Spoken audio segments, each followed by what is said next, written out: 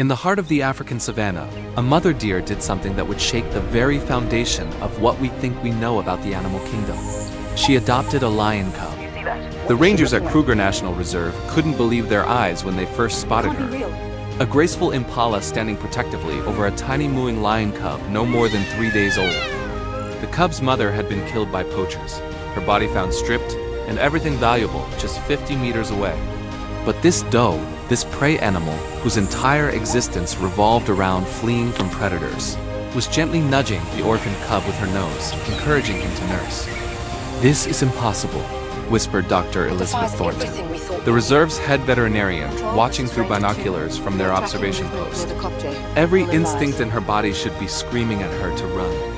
Lions are her natural predators. Her species has spent millions of years evolving to fear them. But the doe, whom the rangers named Grace, didn't run. She stayed. She let the cub, later called Leo, drink her milk meant for her own fawn. She kept him warm during the cold nights. She groomed him with her tongue, teaching him to clean himself. When her biological fawn grazed nearby, Leo stumbled along on unsteady paws, trying to mimic the graceful movements of his adoptive brother. The rangers knew this arrangement couldn't last forever.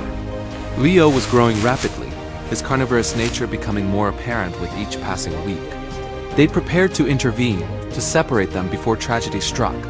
But Grace seemed to understand something they didn't. She began leading Leo to the carcasses left behind by other predators, letting him taste meat while she and her fawn ate grass nearby. She was teaching him to be what he was meant to be, even though it went against everything she was. Months passed. Leo grew larger, more powerful. The rangers received criticism from around the world. "You're letting that lion get too comfortable around prey animals. He'll never survive in the wild. You're creating a monster that doesn't know what it is." But Dr. Thornton noticed something remarkable. Leo was learning boundaries. When he played too rough with Grace's fawn, she would firmly headbutt him away, teaching him control.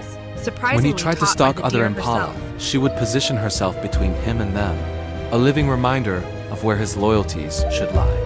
She was raising him to be a lion who understood mercy, a concept that seemed impossible to teach a predator.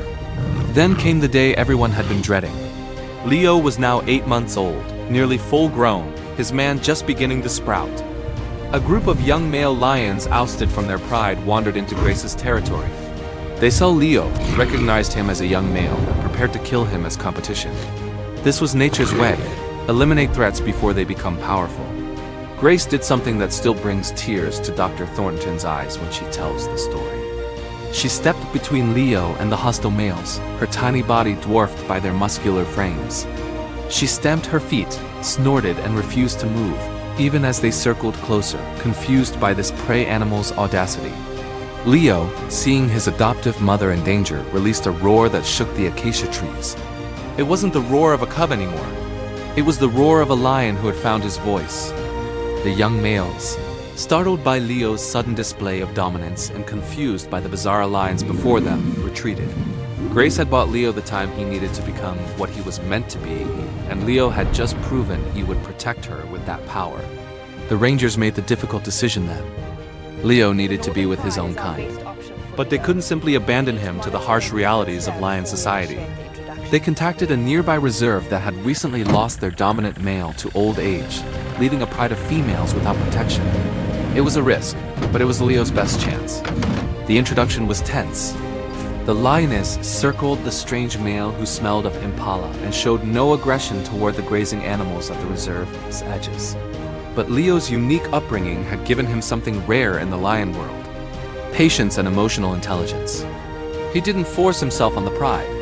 He proved himself slowly, bringing down prey and sharing generously, protecting their territory without the brutal violence typical of males establishing dominance. Within 6 months, Leo had been fully accepted. The pride flourished under his protection. And here's where the story takes its most stunning turn. Leo's pride became known for something unprecedented. They didn't hunt impala. With dozens of prey species available, Leo's pride consistently avoided impala, even when they were the easiest targets. He had passed on Grace's final lesson to his new family. Dr. Thornton still monitors Leo, now 4 years old and father to several cubs of his own.